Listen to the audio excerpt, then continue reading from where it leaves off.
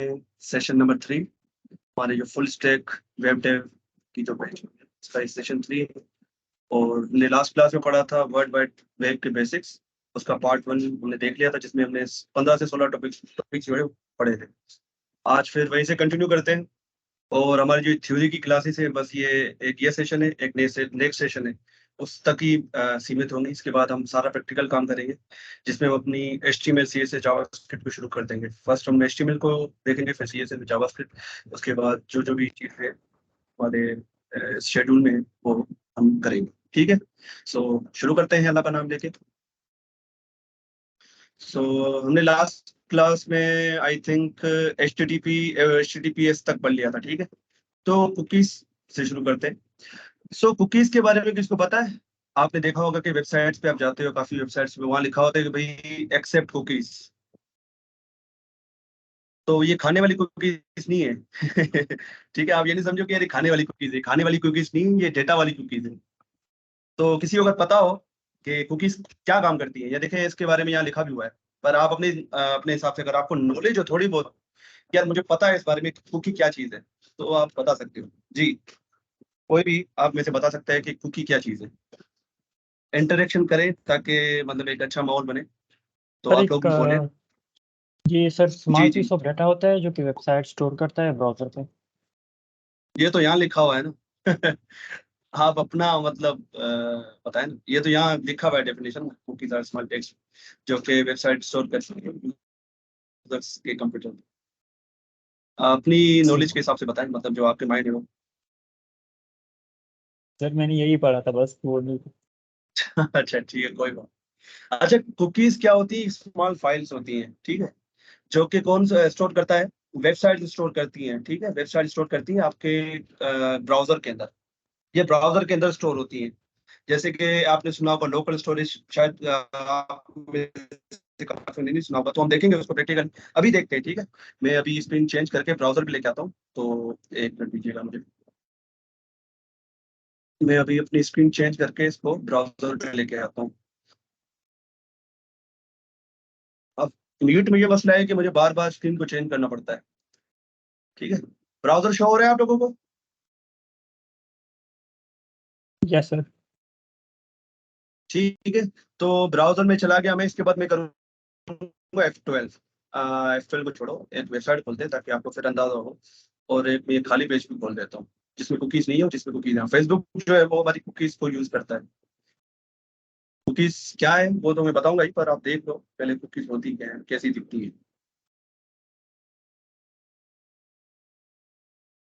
ठीक है, अब मैंने क्या किया, F12 दबाऊंगा, तो F12 से क्या होगा, डेवलपर टूल्स खुल जाएंगे। इनको कहते हैं डेवलपर टूल्स। ये आपके बहुत काम आएंगे, मतलब ये आपका एक वेब डेवलपर का तो ये बेस्ट फ्रेंड है। ठीक है, ऐसा समझे। अब यहाँ पर बहुत सारे ऑप्शन होते हैं, वेलकम, एलिमेंट, ये सारी चीजें हम आगे जाके देखेंगे। ये सारी चीजें मतलब कैसे काम करती है, किन चीज का क्या, चीज का क्या पर्पज है, वो हम देखेंगे पर आगे। अभी की बात नहीं है, अभी हम देख रहे हैं कुकीज। ठीक है, तो ये आपको जाना है एप्लीकेशन। एप्लीकेशन में गए तो भाई साहब ये रही कुकीज। ये अभी आप देखोगे तो ये तो खाली होगी, ये आपकी कुकीज जो है। सॉरी, ये MSN की वेबसाइट खुली हुई, मैं समझा कि खाली पेज है ये। पर ये होम पेज देखो, MSN जो है वो कितनी कुकीज आपके कंप्यूटर में स्टोर कर रहा है, देख रहे हो? ये सारी कुकीज हैं। और ये क्या करती है, इनका काम होता है आपका डेटा स्टोर करना, आपकी प्रेफरेंसेस को स्टोर करके रखना।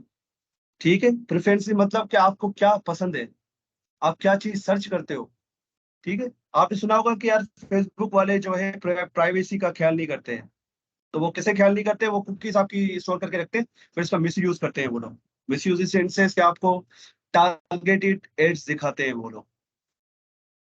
ठीक है, आपने सुना होगा कि मैंने अपने दोस्त को मैसेज किया कि यार मुझे शूज खरीदने हैं।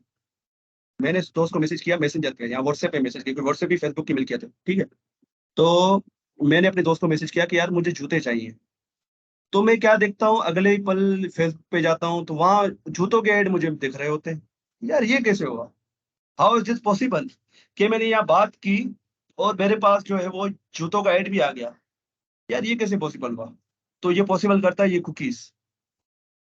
कौन पॉसिबल करता है? कुकीज। ये सारी चीजें पॉसिबल, कुकीज एक स्मॉल फाइल्स होती है जो आपके जो वेबसाइट जैसे फेसबुक है। अब मैं खोलूंगा, हर वेबसाइट की अपनी कुकीज होती है। ठीक है, ये फेसबुक खुला हुआ है मेरा, यहाँ पर मैं जाके आप फेसबुक देखो, ये रही फेसबुक इतनी सारी कुकीज आपके यहाँ स्टोर करके रखता है। कुकीज में ये है कि इसकी कुछ इंफॉर्मेशन होती है जो ये स्टोर करके रखता है, जो कि कुछ और ही लैंग्वेज में, इनक्रिप्टेड लैंग्वेज में होती है, जो हमें समझ में तो नहीं आई मेरा। ये देखो, मतलब ये सारी जो है कुकीज है आपकी, ठीक है। इसमें आपका सेशन होता है, बहुत सारी चीज होती है। सेशन इन सेंस, सेशन का पता है आप लोगों को, सेशन क्या होता है? सेशन का मतलब ये है कि आपने लॉगिन कर लिया, आपको बार बार फिर लॉगिन करने की नीड ना पड़े, ठीक है। आपने एक बार लॉगिन कर लिया फेसबुक, आपको लॉगिन आपने देखा कि जैसे मैंने फेसबुक इस पे एंटर किया तो क्या हुआ, मेरी प्रोफाइल खुल के आ गई। वो कैसे पॉसिबल हो रहा है? ये पॉसिबल हो रहा है कुकीज के थ्रू या सेशन के थ्रू। अगर मैं सेशन में जाऊं तो यहाँ भी देखो डेटा मेरा स्टोर्ड है, ठीक है।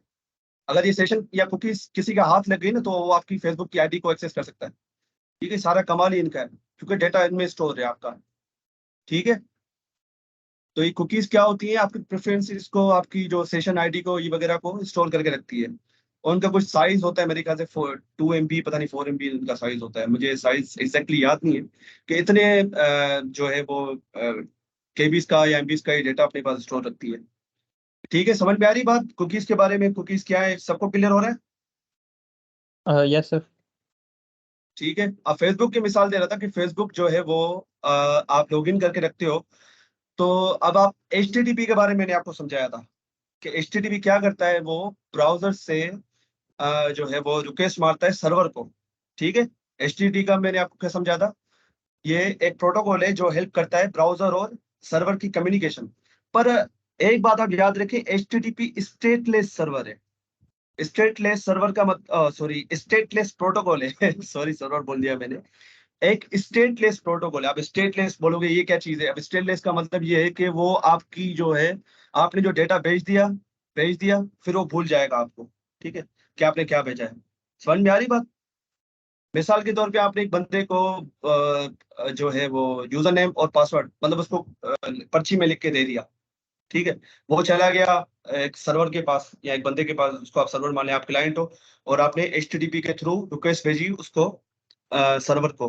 वो सर्वर के पास लेके चला गया वो आपके लॉगिन ईमेल और पासवर्ड, और उसे जाके सर्वर को दे दिया, सर्वर ने आपको लॉगिन का एक्सेस दे दिया। फिर वो HTTP, अब वो क्या है, पर्चा उस बंदे के हाथ से चला गया है, ठीक है। चला गया मतलब वो भूल चुका है कि आपका आईडी और पासवर्ड क्या था, क्योंकि आईडी पासवर्ड आपके उसके पर्चे में लिखा हुआ था। तो HTTP इसी तरह काम करता है, ये स्टेटलेस है। स्टेटलेस का मतलब ये है कि वो भूल जाएगा, एक बार तो कनेक्शन बना देगा, मतलब यहाँ से सर्वर रिक्वेस्ट गई सर्वर के पास क्लाइंट से, जैसे फेसबुक में जैसे मैंने लॉगिन किया, यहाँ से रिक्वेस्ट गई, डेटा गया मेरा, HTTP मेरा डेटा लेके चला गया सर्वर के पास, और सर्वर ने मुझे रिस्पॉन्स में लॉगिन करने का एक्सेस दे दिया।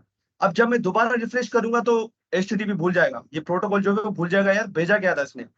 तो ये ना भूले, वरना फिर आपको बार बार जो है वो क्या करना पड़ता, आपको बार बार जो है वो लॉग इन करना पड़ता, अगर ये चीज कुकीज ना होती तो। HTTP के सारे चलते ना, आपको बार बार लॉग इन करना पड़ता, जब भी facebook.com खोलते आपको अगेन लॉग इन करना पड़ता। तो ये बताओ कितना मुश्किल है। अगर मैं कुकीज ये डिलीट कर दूं, अब ये कुकीज आप डिलीट भी कर सकते हो, ठीक है। अभी ये काम करता हूँ, कुकीज में करता हूँ क्लियर। अभी देखना, ये पहले मेरी आईडी यहाँ लॉगिन है, ठीक है। मेरी आईडी यहाँ लॉगिन है, मैं क्या करता हूँ, यहाँ से कुकीज को करता हूँ क्लियर। कुकीज साइड डिलीट हो गया, आप देखना मजा। देखा, लॉग आउट हो गया मैं, दिख रहा है आपको? ये इसने लॉग आउट कर दिया मुझे, ठीक है। अब मैं इसको लॉग इन करूंगा तो देखना यहाँ और कुकीज स्टोर हो जाएंगी, यहाँ और कुकीज स्टोर हो जी जाएंगी, देखिए भाई, और स्टोर हो हाँ, जाएंगी। जी जी, आपकी जो स्क्रीन है वो बहुत ज्यादा लैकिंग कर रही है। लैग कर रही है, सबके यस सर, साथ ये जी इशू है। लेकर यही इशू है सर, कल भी हो रहा था, मतलब इसे जो लास्ट क्लास है उसमें। आई डोंट नो यार क्या मसला है, लैग क्यों कर रहा है। एक मिनट मुझे देना, आप लोग थोड़ा वेट करो, मैं इसका कोई सोल्यूशन ढूंढता हूँ।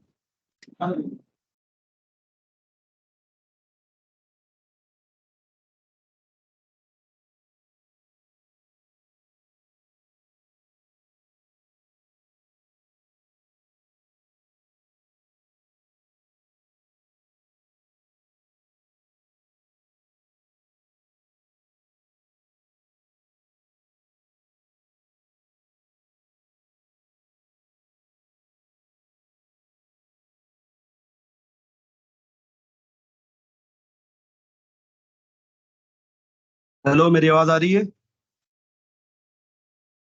जी जी बिल्कुल क्लियर आ रही है। Yes sir. ठीक है। अब ये स्क्रीन इंशाल्लाह लैग नहीं करेगी। ठीक है। तो ये आपने देखा था जो मैंने किया, कुकीज को क्लियर किया, ये लॉग आउट कर दिया इसने मुझे। कुकीज को जैसे मैंने क्लियर किया था इसने मुझे लॉग आउट कर दिया, देखा था आप लोगों ने? जीत भाई, यस कुकी को सर। दोबारा रिमूव कर दे, हमने नहीं देखा। ठीक है, 1 मिनट मुझे देना, जस्ट 1 मिनट वेट।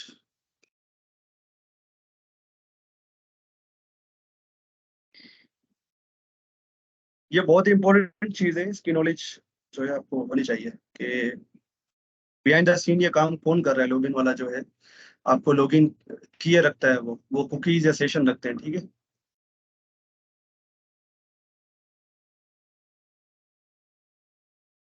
एक मिनट बस, ये जो है ओके हो गई। ठीक है। जो है मैं स्क्रीन को दोबारा शेयर करता हूँ, शेयर स्क्रीन, और ये गया ब्राउज़र में। ठीक है, आ गया। अब क्लियर है? देखो मेरी प्रोफाइल खुली भी आप लोगों के सामने।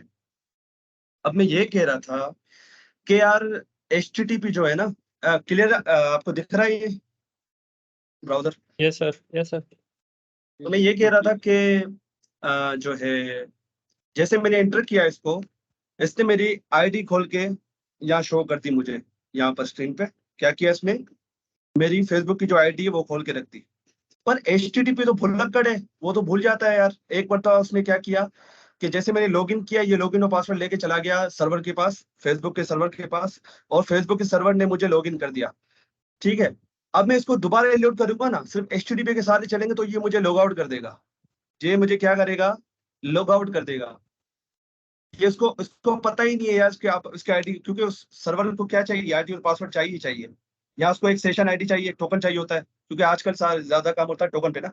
वो टोकन आपको भेज देता है, वो टोकन आपकी कुकीज में यहाँ सेशन में कहीं पे स्टोर हो जाता है वो। ठीक है। अब ये सारा काम हो रहा है कुकीज की वजह से, वो देख लेते कैसे। अब मैं क्या करूंगा, यहाँ से मैं जैसे इसको क्लियर करूंगा, आप मजा देखना। मैंने क्लियर कर दी, सारी कुकीज डिलीट हो गई। अब देखना, मैं जैसे इसको रिफ्रेश करूंगा, ये लॉग आउट कर देगा मुझे। ये देखा, लॉग आउट कर दिया इसने मुझे लॉग आउट कर दिया यहाँ से, क्योंकि मैंने कुकीज डिलीट कर दी। और देखिए इसने नई कुकीज यहाँ पर स्टोर कर दी। अब जैसे मैं लॉगिन करूंगा और नई कुकीज को स्टोर कर देगा। अभी देखना, अब ये नई कुकीज को यहाँ पर स्टोर कर देगा मेरे पास। ये देखो। ठीक है। अब जैसे मैं यहाँ पर, मेरे पास एक वेरिफिकेशन के लिए आया है, और जैसे ही मैं इसको वेरीफाइड करूंगा तो पिक कर देगा यहाँ पर हमारा ब्राउजर। और ये कौन कर रहा है? ये कर रहा है फेसबुक। ये फेसबुक की जो वेबसाइट है वो स्टोर कर रही है आप यहाँ पर कुकीज। ये जब जावास्क्रिप्ट पढ़ेंगे तो हम अपनी कुकीज बनाएंगे कि कुकीज कैसे बनाई जाती है। अब आप देखना, जैसे ही मैंने यहाँ से कंफर्म कर दिया, ठीक है, और यहाँ पर और कुकीज जो है वो स्टोर हो जाएंगी। मैंने यहाँ से कंफर्म कर दिया मोबाइल से। ठीक है। अब कुकीज यहाँ पर, और भी कुकीज जो है हमारे पास स्टोर हो जाएंगी यहाँ पर। ये देखो, और कुकीज आ गई मेरे पास, देख रहे हैं आप? तो ये जो याद रखने का काम होता है वो करता है कुकीज। ठीक है। ये आपको ट्रैक करने के काम आता है कि आप लोग क्या सर्च कर रहे हो। ठीक है। वो डेटा अपने पास सेव करता है, फिर आपको उसी हिसाब से आपको एड दिखा रहा होता है। जैसे मैंने आपको बताया कि मैंने अपने दोस्त से शूज की बात की, तो उसने मुझे शूज वाले जो है वो डेटा जो है वो मुझे शो करना शुरू कर दिया। ठीक है, ये क्लियर है?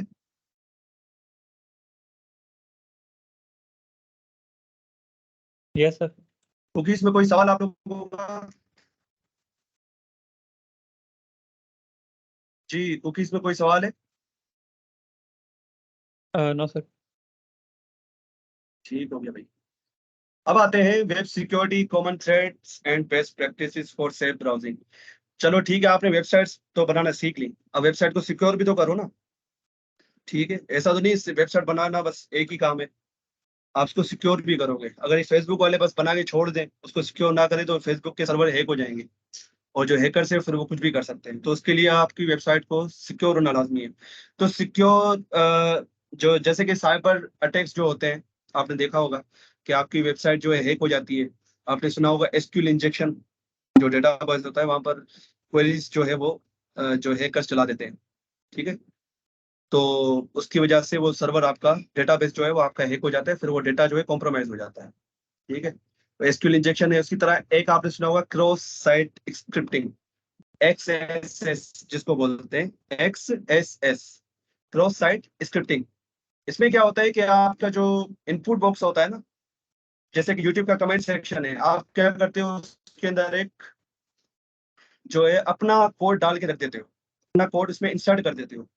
ठीक है, मिसाल के तौर पे आपने कोई ऐसी जावास्क्रिप्ट जो है उसमें इंसर्ट कर दी जो कि यूजर्स की कुकीज को वो एक्सेस कर पा रही है।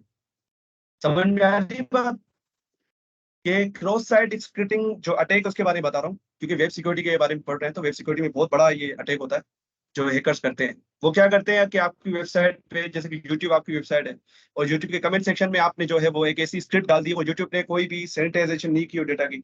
सैनिटाइजेशन मतलब ये कि उसको वैलिडेट करना कि डेटा जो आ रहा है उसको सिक्योर करना, कि उसमें कोई भी आपकी वेबसाइट को हैक ना कर पाए, क्योंकि मल्टीपल तरीके होते हैं वेबसाइट को हैक करने के। उसमें से एक है XSS, जो कि यूजर के डेटा को चुराने में मदद करती है। यूजर ने क्या किया, कमेंट बॉक्स में जाके एक ऐसी स्क्रिप्ट डाल दी, एक ऐसी स्क्रिप्ट डाल दी जिसको जिसने उसने एंटर कर दिया, वो जाके सर्वर पे स्टोर हो गई। और सर्वर से जब वो दोबारा डेटा आएगा, तो उसमें उस हैकर ने क्या डाला हुआ था कि उस बंदे की कुकीज या सेशन आईडी मुझे दे दो।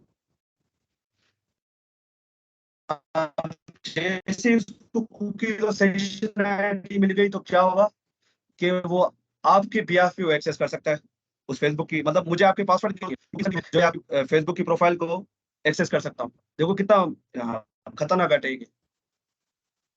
तो उससे बचने के लिए हम ये ये चीजें करते हैं कि जी उसके जी, अंदर आपकी आवाज खराब आ रही है। उसको अच्छे तरीके से देखते हैं। हेलो, जीत भाई, आपकी आवाज ही नहीं आ रही, स्टेबल नहीं है। सबके साथ यही इशू आ रहा है? सर दरमियान में कट रही है आवाज। पता नहीं क्या मसला है। अभी ठीक आ रही है? जी अभी बिल्कुल यस क्लियर है। सर। अच्छा, मैं बता रहा था क्रॉस साइट स्क्रिप्टिंग के बारे में। ये हैकिंग टेक्निक होती है, ठीक है, और भी बहुत सारी होती है, जैसे एसक्यूएल इंजेक्शन हो गया, जो कि डेटाबेस में आपको जो है वो क्वेरीज भेज रहे होते हो फ्रंट एंड की तरफ से, वो जाके एग्जीक्यूट हो जाती है उसके डेटाबेस में, तो वो डेटाबेस से वो डेटा जो है हैक हो जाता है। अभी आपकी ऊपर ऊपर से बात जा रही हूँ कि एसक्यूएल आपको नहीं पता एसक्यूएल क्या होता है, और जिनको पता है उनको समझ में आ रही होगी बात।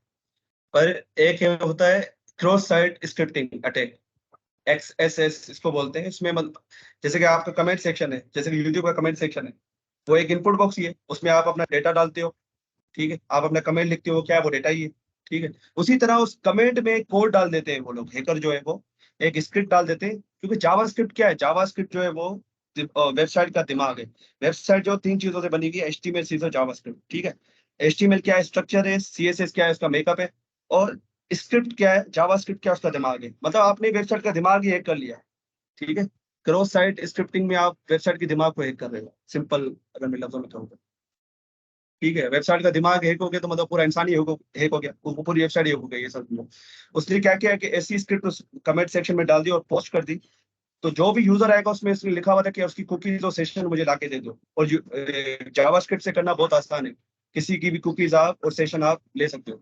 अगर वो वेबसाइट वल्नरेबल होगी, मतलब उसमें वो अटैक करने की सलाहियत होगी, मतलब अटैक एक्सिक्यूट करने की सलाहियत होगी। मेरा कहने का मतलब ये है कि आपने अटैक डाल तो दिया, उसने कोई भी वैलिडेशन नहीं की थी, जो यूट्यूब वालों ने उसको सैनिटाइज नहीं किया था अच्छे तरीके से, तो क्या होगा कि आपकी वेबसाइट पे वो अटैक हो जाएगा, और यूजर की जो भी यूजर आता रहेगा वो उसकी डेटा आपके पास आता रहेगा।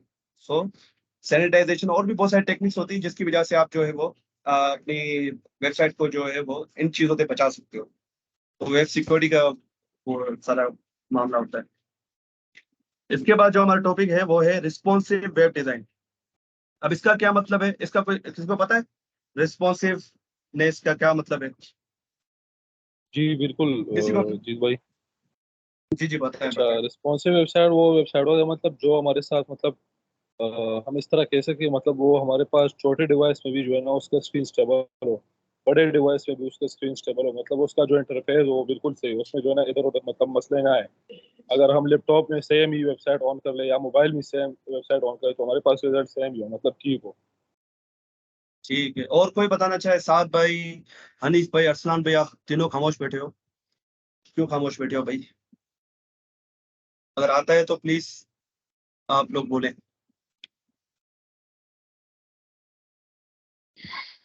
जी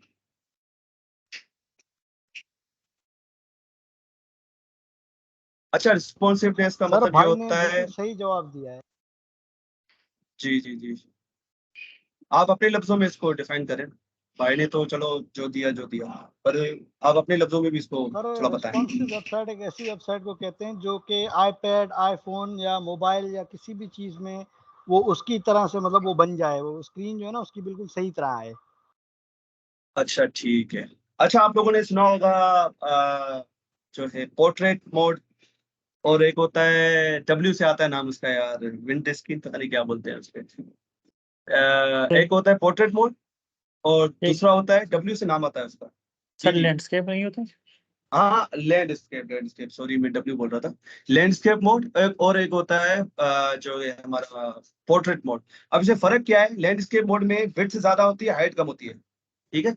लैंडस्केप मोड में जैसे कि आपका मोबाइल है ना, आप उसको टेढ़ा करते हो तो वो एक लैंडस्केप मोड में आता है, तो क्या होता है उसकी विड्थ ज्यादा हो जाती है, हाइट कम हो जाती है। और जैसे इसको सीधा करते हो तो क्या होता है, उसकी हाइट ज्यादा होती है, विड्थ कम होती है, जो वेबसाइट उसके अंदर रन हो रही है। मैं ऐसा कहना चाहता हूँ। ठीक है। ये है लैंडस्केप मोड और पोर्ट्रेट मोड। तो ये चीज को समझने के लिए आपको इस चीजों का पता होना चाहिए। तो रिस्पॉन्सिवनेस का मतलब ये है कि भाई आपकी वेबसाइट जो है वो हर डिवाइस के लिए रिस्पॉन्सिव हो, मतलब रिस्पॉन्स करे उस डिवाइस के हिसाब से। रिस्पॉन्सिवनेस का मतलब ही रिस्पॉन्स से निकला है कि आपकी वेबसाइट जो है वो हर डिवाइस पे उसी तरह रिस्पॉन्स करे जो वो डिवाइस चाह रही है।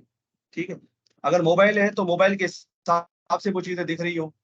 अगर आपने एक वेबसाइट बनाई डेस्कटॉप के लिए, ठीक है, डेस्कटॉप पे वो आपने मतलब नेविगेशन बार में 3 सेक्शन बना दिए।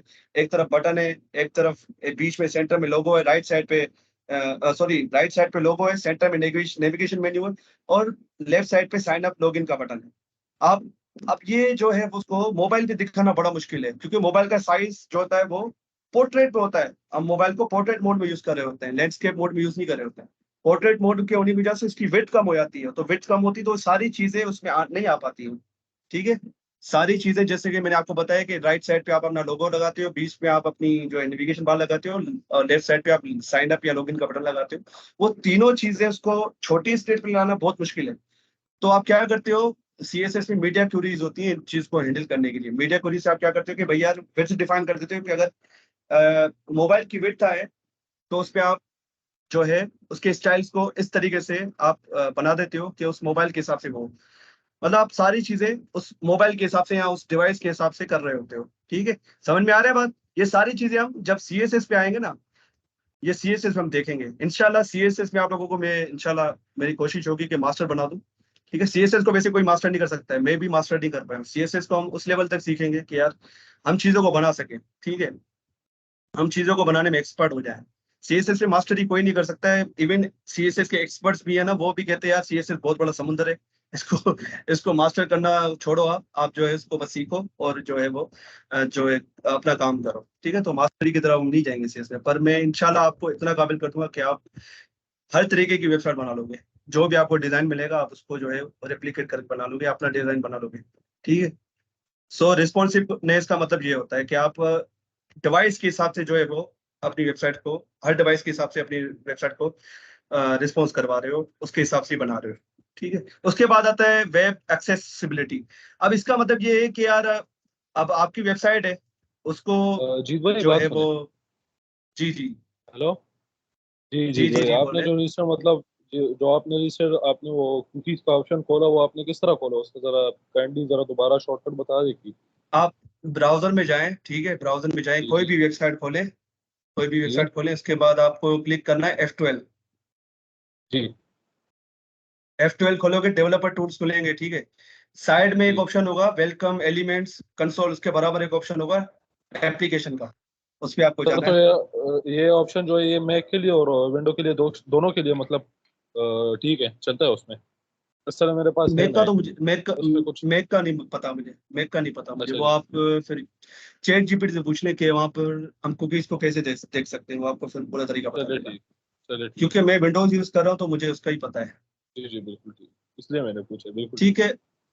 वेब एक्सेसिबिलिटी का मतलब ये है कि वेबसाइट्स को तमाम तर यूजर्स के लिए बनाना।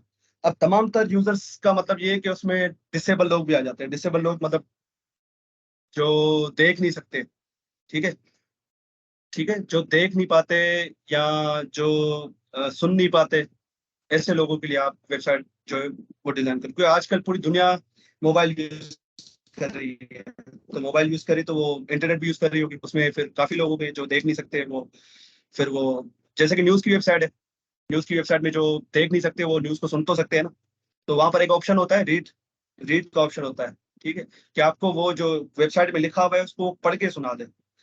तो हम इसमें टैग्स यूज करते हैं, जैसे कि HTML में कुछ टैग्स होते हैं जो इस पर्पज के लिए होते हैं, जैसे कि स्ट्रॉन्ग टैग हो गया। वैसे हम बोल्ड टैग यूज करते हैं, स्ट्रॉन्ग और बोल्ड एक जैसे ही है, पर स्ट्रॉन्ग में जो है वो जो रीडर होता है ना, जो बोल्ड रीडर जो पढ़ रहा होता है उसको, ठीक है, वो उस चीज को बहुत इंपॉर्टेंस देके पढ़ता है अगर आप स्ट्रॉन्ग टैग का यूज करते हो, ठीक है। बोल्ड टैग और स्ट्रॉन्ग टैग जो है वो दोनों सेम काम कर रहे होते हैं। उसी तरह के एम्फेसाइज टैग है, उसी तरह के इटैलिक टैग है, दोनों सेम काम कर रहे होते हैं, पर एम्फेसाइज टैग को जो है वो ज्यादा इंपॉर्टेंस मिलती है, ठीक है। तो यहाँ पर ये कह रहे हैं कि भाई सारी अब तमाम तर यूजर्स के लिए वेबसाइट जो है वो एक जैसी बनाओ, ठीक है, कि उसको जो देख नहीं सकते या सुन नहीं सकते वो लोग भी आपकी वेबसाइट को यूज कर पाए, ठीक है। वेब एक्सेसिबिलिटी का मतलब ये है, सिंपल। उसके बाद आता है web content management system, CMS, ठीक है। CMS आप लोगों ने यूज भी किया होगा, लाइक वर्डप्रेस। वर्डप्रेस का सब किस किस को पता है कि वर्डप्रेस क्या चीज है? किसी को नॉलेज है वर्डप्रेस के बारे में? सर वर्डप्रेस जो इस सर तरह हमारे पास इस तरह एनवायरनमेंट होता है ना, जिसमें हम वेबसाइट बनाते हैं विद लो एफर्ट्स। मतलब उसमें हम इस तरह करते हैं, बस ड्रैग एंड ड्रॉप करके बस हमारे पास वेबसाइट क्रिएट हो जाता है विद नो यार कोडिंग। एफर्ट तो उसमें भी लगते हैं, एफर्ट तो उसमें भी लगते हैं। ड्रैग एंड ड्रॉप में भी आप एफर्ट लगा सर रहे हो। मतलब जितना मतलब हम प्योर कोड में रेडी आप करते हैं तो इतना तो जी, आप उसके सिंपल लिहाज से तो कहो कि बड़ा कम है भाई सर। उसके लिए आपको कोडिंग की नॉलेज की जरूरत नहीं है, ये इसका जी बिल्कुल, सही मेन डिफरेंस डेफिनेशन यही है। है। हाँ, sir content plugins management use होते हैं सिस्टम, उसके अंदर। जी जी, हर तरीके की चीजें यूज होती है, ठीक है। उसमें मतलब सिंपल ये है कि आप कोडिंग की नॉलेज होने की जरूरत नहीं है। मैं अपनी बात बता रहा हूँ, 2014 में मैं 2012 में HTML सीखी थी, 2012 में HTML सीखी थी। तो जो मैंने इतनी लेवल की, हाई लेवल की नहीं सीखी थी। फिर 2014 में मैंने एक वेबसाइट बनाई थी अपनी, करोक म्यूजिक की। करोक म्यूजिक वो म्यूजिक होते हैं जिसमें सिंगर की आवाज नहीं होती, इसमें म्यूजिक होता है, ठीक है। उसमें हम जो सिंगर से वो गा सकते हैं उसके बाद, ठीक है, सिंगर की आवाज उसमें गायब होती है। तो उसकी वेबसाइट मैंने बनाई थी क्योंकि मुझे शौक था, नया नया शौक चढ़ा था वेबसाइट बनाने का। मैं देखता था लोग अपनी वेबसाइट बनाते थे, उसमें फिर वो जो है उनका नाम भी पड़ता था। तो मैंने इसी सोच की वजह से अपनी वेबसाइट बनाई थी कि यार लोग मुझे पहचानेंगे कि अजीत कुमार रामनानी की वेबसाइट है ये। तो वेबसाइट मैंने बनाई, तो उसमें मैंने वर्डप्रेस का, फर्स्ट ऑफ ऑल तो मैंने ब्लॉगर का यूज किया था। ब्लॉगर भी जो गूगल की सर्विस है, जो कि आपको ड्रैग एंड ड्रॉप का वो देती है ऑप्शन। पर ब्लॉगर में यह है कि उसमें सिक्योरिटी जो है गूगल की वो बहुत हाई है। सिक्योरिटी नहीं मतलब वो जो कॉपीराइट कंटेंट, क्योंकि हम म्यूजिक जो है वो कॉपीराइटेड कंटेंट है। तो कभी कभार ऐसा होता था कि यार मेरी वेबसाइट पे कॉपीराइट क्लेम्स आ जाते थे, स्ट्राइक्स आ जाती थी मेरे ब्लॉग पे। उसकी वजह से एक बार तो मेरा ब्लॉग उड़ गया था, गूगल वालों ने मेरे ब्लॉग पे डिलीट कर दिया था। जैसे यूट्यूब पे आपने सुना होगा, यूट्यूब पे स्ट्राइक्स लग जाती हैं, उसी तरह मेरे ब्लॉग पे स्ट्राइक्स मार दी थी कंपनी वालों ने, क्योंकि मैं उनकी म्यूजिक को शेयर कर रहा था। हालांकि म्यूजिक तो फ्रीली अवेलेबल है, पर यह है कि फ्रीली अवेलेबल तो नहीं होता है बेसिकली, ठीक है। पर पाकिस्तान में सब चलता है, पाकिस्तान इंडिया में ये सारी चीजें चलती हैं। तो ये है कि मैं तो भले का काम कर रहा था उस वक्त, तो मैंने अर्निंग के बारे में सोचा भी नहीं था। बस ये कि यार थोड़ा अपना नाम हो जाए और लोगों का भी भला हो जाए, ठीक है।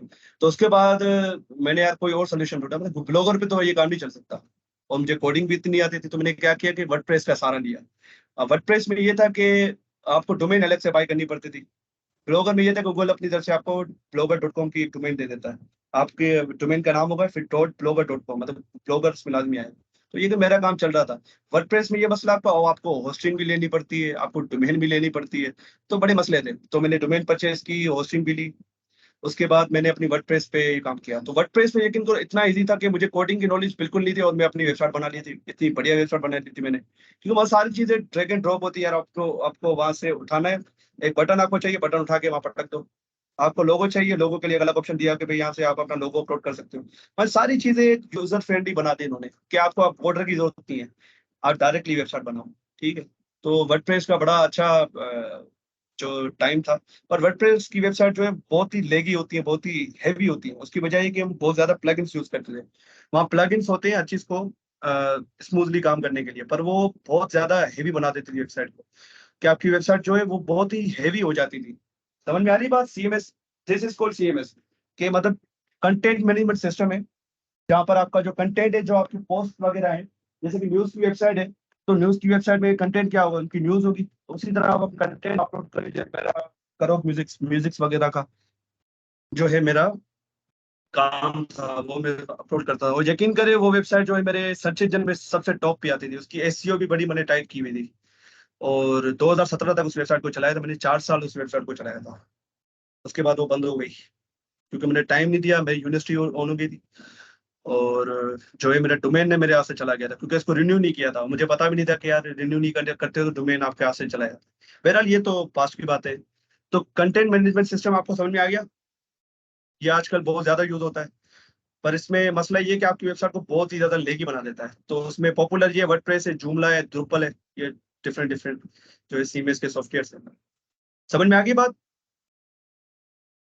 सर क्लियर है ये भाई? मतलब सर जो हमारे पास मतलब एक वेबसाइट की रिक्वायरमेंट होती है, सही है, मतलब हमें कहा होता है कि इस तरह मतलब हूबहू वेबसाइट बनाए, सर तो वो हाँ उस हाँ। रिक्वायरमेंट के मुताबिक तो वर्डप्रेस में वो नहीं क्या नहीं, वेबसाइट नहीं फिर बन आप सकती ना? नहीं बन सकती। उस वहां पर बने जी। बनाए थीम्स होते हैं, ठीक है। वहां पर बने बनाए थीम्स होते हैं, आप अपनी कोई भी कारस्तानी वानी कर सकते हो। फिर उसके लिए आपको मैनुअल काम करना पड़ता है कोडिंग के थ्रू, HTML CSS जावास्क्रिप्ट उसके लिए आपको आनी चाहिए, जो आप लोग सीख रहे हो। वहाँ पर टेम्पलेट्स होते हैं, थीम्स होते हैं, आपको मिलते हैं, डाउनलोड करो, अपलोड कर दो वहाँ पर, वर्डप्रेस पे आपका काम हो गया। तो सारा वहाँ पर काम इजी था, कि मतलब जिसको कोडिंग नहीं भी आती वो भी आप अपनी वेबसाइट बना सकता है। ठीक है, अब पढ़ते हैं वेब APIs की तरफ। तो वेब APIs, ठीक है, ये application product sorry application programming interface, ये मतलब एक आप समझे कि इंटरमीडिएटरी होता है, ठीक है, डिफरेंट डिफरेंट सर्विसेज के लिए। ठीक है, कि जैसे कि आप रेस्टोरेंट में जाते हो, तो रेस्टोरेंट में एक आप कस्टमर होते हो, और एक होता है किचन में जो खाना बना रहे होते हैं। एक होता है वेटर, वो वेटर आपका API है। अब वेटर को आप बोलते हो यार ये चीज मुझे चाहिए, ठीक है। अगर वेटर ना होता तो आप डायरेक्ट जाके किचन में जाके वो चीजें खुद ले रहे होते, खुद बना रहे होते। पर आप वेटर ने क्या किया, वहां पर एक इंटरमीडिएटरी का काम किया, कि यार आप मुझे बोल दो, मैं आपकी चीजें आपको ला के दे दूंगा। वो आपसे रिक्वेस्ट लेता है, वो जाता है उस पे किचन पे, खाना आपका तैयार करवा के आपको वो डिलीवर कर देता है। तो API भी इसी तरह काम करते हैं, कि आपने क्लाइंट से रिक्वेस्ट मारी, ठीक है, API को रिक्वेस्ट मारी आपने, डायरेक्टली डेटाबेस या उसके सर्वर को एक्सेस नहीं किया आपने, सिर्फ API को बोला कि यार मुझे काम करा के दो। API गया सर्वर के पास, सर्वर को बोला यार ये चीज मुझे चाहिए, सर्वर जाएगा डेटाबेस में, अगर उसको डेटाबेस से कोई चीज चाहिए होगी तो डेटाबेस से वो चीज निकाल के, चीज बना के API को दे देगा। API आपको वो रिस्पॉन्स दे देगी। वो रिस्पॉन्स जो होता है वो JSON की फॉर्मेट में होता है, या XML की फॉर्मेट में होते हैं, डिफरेंट डिफरेंट फॉर्मेट्स होते हैं। तो यहाँ वेब APIs की बात चलती है, तो वेब APIs हम जावास्क्रिप्ट में यूज करते हैं, like set time out, set interval, fetch API। तो ये बहुत सारी APIs होती हैं, ये अलग APIs है। वो जो मैं बात कर रहा था ना, वो अलग API, वो सर्विसेज है।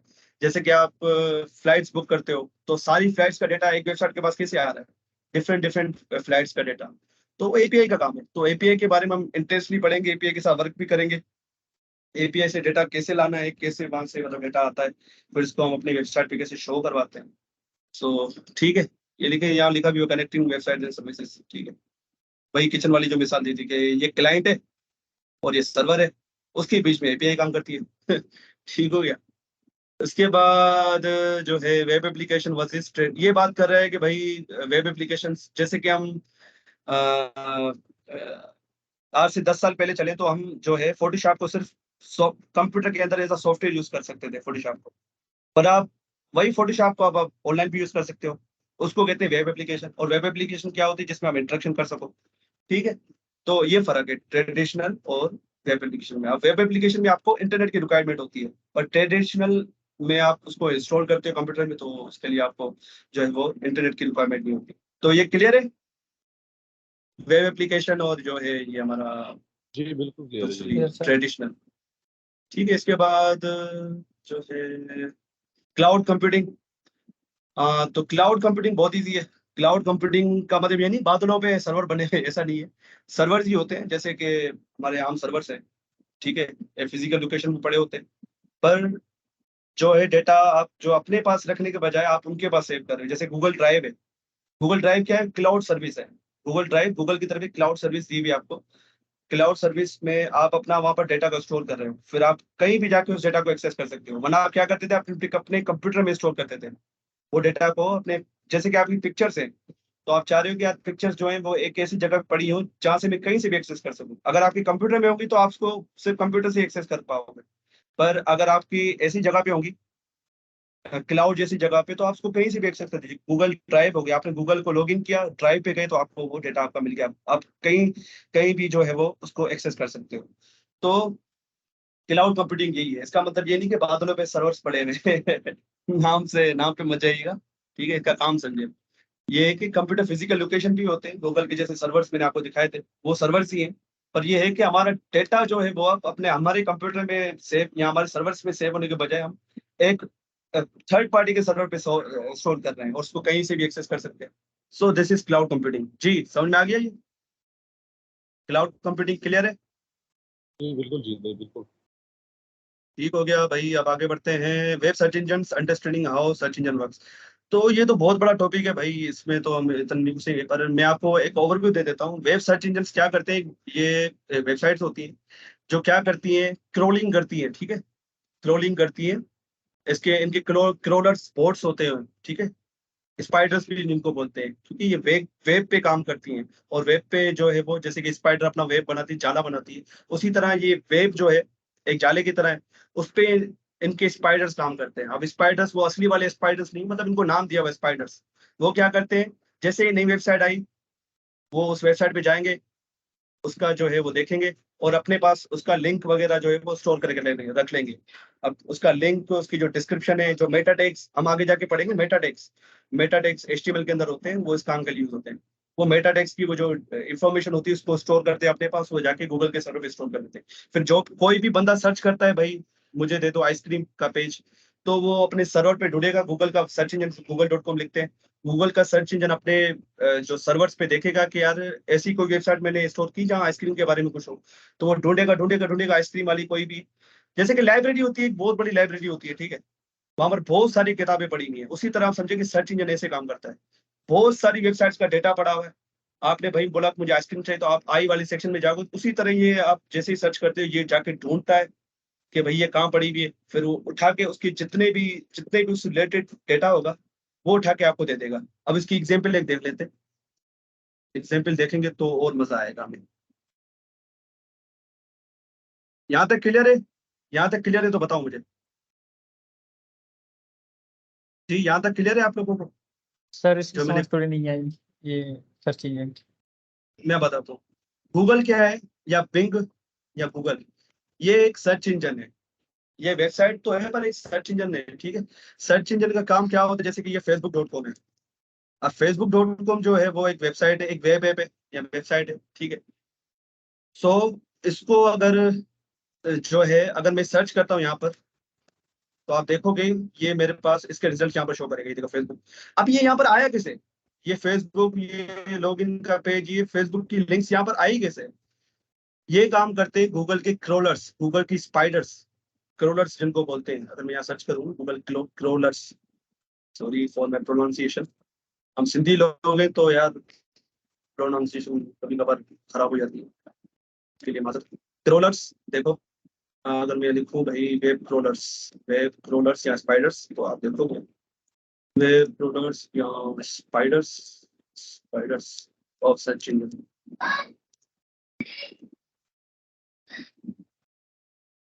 A web crawler or a spider is a type of bot. ये bot है, ठीक है? That is typically operated by search engine like Google and Bing. Their purpose is to index the content of website all across the internet so that those websites can appear in search engine result.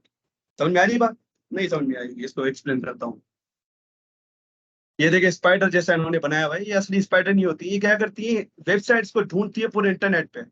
जैसे कि मैंने अपनी website को launch किया, मैं अपनी बात बता रहा हूँ, मैंने अपनी एक वेबसाइट बनाई थी मूवीज की, ठीक है? मैंने बहुत बहुत काम किया हुआ इस पे ना, 2014 के टाइम पे। तो मूवीज की वेबसाइट बनाई, म्यूजिक की वेबसाइट बनाई। तो ये है कि जैसे ही मैंने बनाई वेबसाइट, 2 दिन के बाद देखता हूँ गूगल पे आ रही मेरी वेबसाइट। मैंने तो गूगल को सबमिट ही नहीं की, तो गूगल के पास आई कैसे?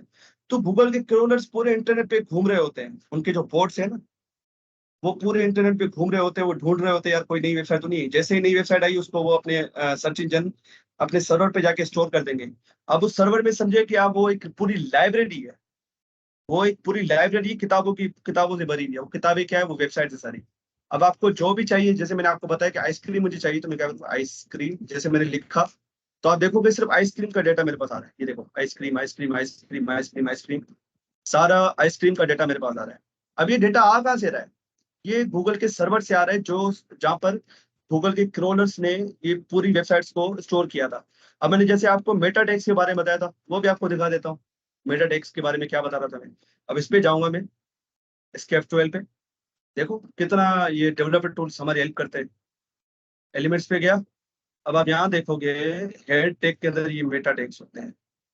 तो मेटा टैग्स में अगर आपको दिखाऊं, मेटा टैग्स, ये रही मेटा टैग्स, ये देख रहे हो, ये रहे मेटा टैग, जी इतने आपकी सारे स्क्रीन मेटा बहुत टैग। ज़्यादा लैगिंग कर रही है।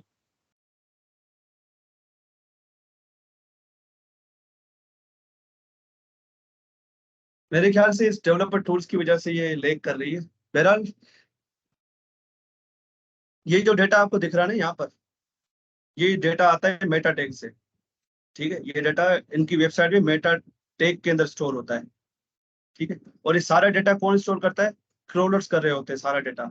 और आप जैसे सर्च करते हो वो ढूंढ के, गूगल का सर्च इंजन जो है वो ढूंढ के आपको ये अपने सर्वर में देख के ये सारी लिंक्स यहाँ शो कर रहा होता है। सर्च इंजन का काम ही यही है बस। जो वेबसाइट नई इंटरनेट पे आई उसको अपने इंडेक्स कर लेना, मतलब अपने सर्वर पे स्टोर कर देना, फिर जो भी इसको रिक्वेस्ट करे उसको शो कर देना। Simple is that. ठीक है, समझ में आ गया। सर ये क्रॉलर्स जो होते हैं वो किस लैंग्वेज पर बेस्ड होते हैं? यार ये नहीं पता मुझे, इसके बारे में नहीं पता है। मैं क्यों झूठ बोलूं कि यार मुझे पता है। ये होंगे इनके अपनी, देखो लैंग्वेजेस बहुत सारी हैं। अब गूगल ने क्या टेक्नोलॉजी यूज की हुई है इसके पीछे मुझे नहीं पता। क्या पता इन्होंने सी सी यूज की हो, C++ यूज की हो, जावा यूज की हो, तो इसके बारे में मुझे नॉलेज नहीं है। ये अच्छा गूगल के सर, अपनी हर जो मतलब है। सर्च इंजन होता है उसका अपने हिसाब से बनाया होता है। हाँ देखो ना, हर कंपनी का अपना हिसाब होता है। ठीक है, जैसे फेसबुक रिएक्ट का यूज करती है अपने फ्रंट एंड वगैरह को बनाने के लिए, गूगल नहीं करती। गूगल कोई और टेक्नोलॉजी यूज करती होगी, एंगुलर यूज करती है, गूगल की एंगुलर है। और दोनों का काम क्या है, सिंगल पेज एप्लीकेशन बनाना है, जो हम सीखेंगे इस कोर्स में।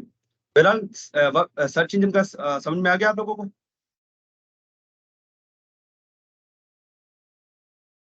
अब सोशल मीडिया के बारे में बता रहे हैं कि सोशल मीडिया में हेल्प करते हैं लोगों से कनेक्ट करने में। जैसे कि फेसबुक हो गया, फेसबुक क्या कर रहा है, लोगों को कनेक्ट कर रहा है ना वो। आप वहां पर अपनी जज्बात को शेयर कर सकते हो, अपनी जो है अचीवमेंट को शेयर करते हो, अपनी पिक्चर्स को शेयर करते हो। मतलब जो जो चीजें होती हैं वो आप जो जो रियल लाइफ में आप सोशली इंटरेक्ट करते हो लोगों से, वो आप इंटरनेट पे कर रहे हो, वेब पे कर रहे हो। ठीक है, तो इसने बड़ा अच्छा रोल प्ले किया है। मतलब नेगेटिव रोल भी है, पॉजिटिव रोल भी है। आपको नेगेटिव न्यूज वहां दिख रही होती है जो जिसका कोई सर पैर नहीं होता है, सोशल मीडिया पे घूम रही है। व्हाट्सएप यूनिवर्सिटी जिसे आपने सुना होगा कि व्हाट्सएप पे जो है वो बहुत गलत डेटा आता है जिसकी कोई भी रिलायबिलिटी नहीं होती है। तो व्हाट्सएप भी क्या है, सोशल मीडिया की एक एप्लीकेशन है। तो उसको यूज अच्छे भी है, बुरे भी है। तो ठीक है, सोशल मीडिया ये है। ई कॉमर्स जो हम दराज यूज करते हैं, ठीक है, दराज पे हम अपने ऑर्डर देते हैं, वहां पर फिर कार्ड का ऑप्शन होता है, बहुत सारे ऑप्शन होते हैं। तो ये हम सीखेंगे ई कॉमर्स की वेबसाइट कैसे बनाई जाती है।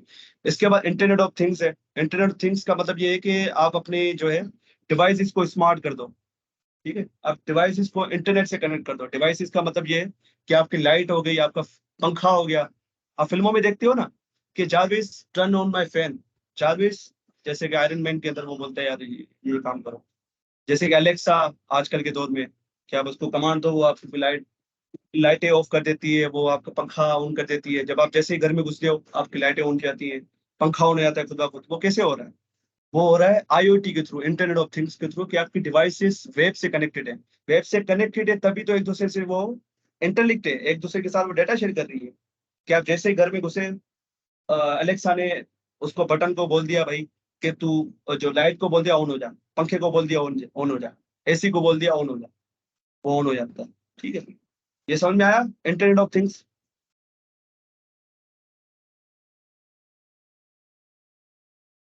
जी, यस सर। क्लियर है, सबको क्लियर है।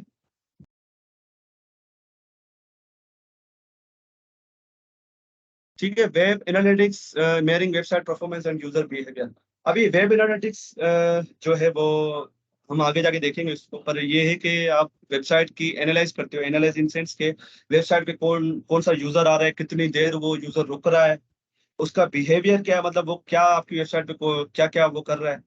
ये जब आप अपनी वेबसाइट्स बनाओगे, और जैसे कि फेसबुक होगी, फेसबुक अगर वो नोट करना चाहे कि मेरी वेबसाइट पे यूजर कितनी देर रुकता है, वो क्या क्या सर्च करता है, वो सारी चीज आपको डेटा उसका मिल रहा होता है। तो ये वेब एनालिटिक्स का ये पार्ट है। गूगल एनालिटिक्स जो है वो मैंने बहुत यूज किया हुआ है, उसमें देखने के लिए कि मेरे वेबसाइट पे कितने यूजर्स जो है अभी रियल टाइम में है, और वो और वो कौन से पेज को कौन से पेज को वो वो नेविगेट कर रहे हैं, कौन से पेज पे जा रहे हैं। Emerging web technologies, AI, VR and their role in the web.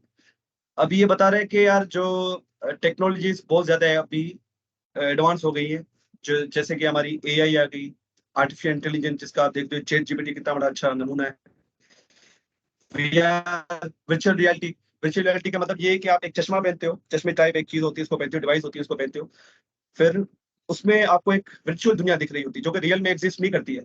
आपको एक मतलब आपने वो चश्मा पहना और आप अमेरिका घूम रहे हो ऐसा समझो, पर वो आपको सामने है नहीं, आप चांद पे हो ऐसा समझो, आप मार्स पे बैठे हो वीआर का सेट पहन के, उसके आपको ऐसा लगेगा आप मार्स पे बैठे हुए हो, आप जुपिटर पे बैठे हुए हो। ऐसा तो पॉसिबल नहीं है रियलिटी में। तो वर्चुअल रियलिटी मतलब जो रियलिटी में एग्जिस्ट नहीं करती है।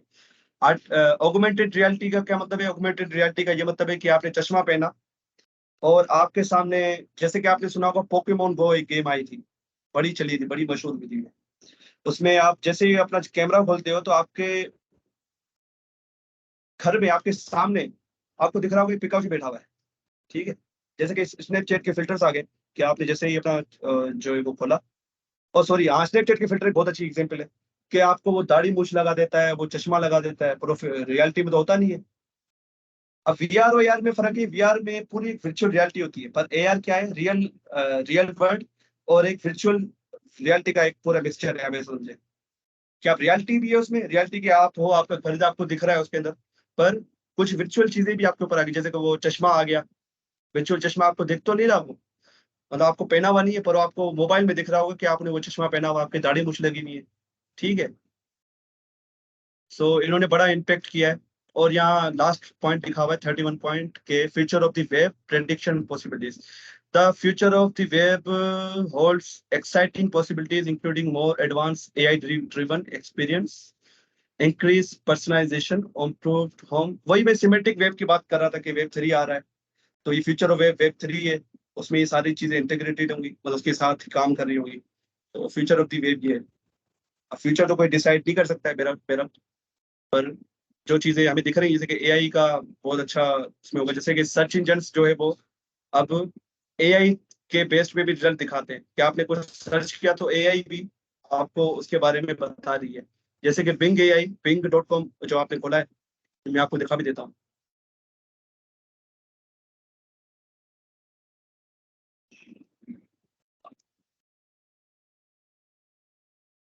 ठीक है, मैं सर्च करता हूँ कैपिटल ऑफ साउथ अफ्रीका, यहाँ इसको छोड़ो, कैपिटल को सॉल्व करते हैं।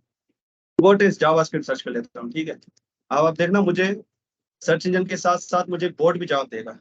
अब आप देखिएगा, एक बोर्ड भी मुझे इसका आंसर देगा।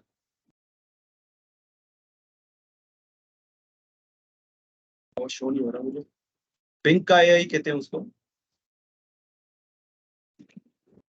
अब आप देखिएगा कि मुझे बोर्ड भी जवाब दे रहा होगा।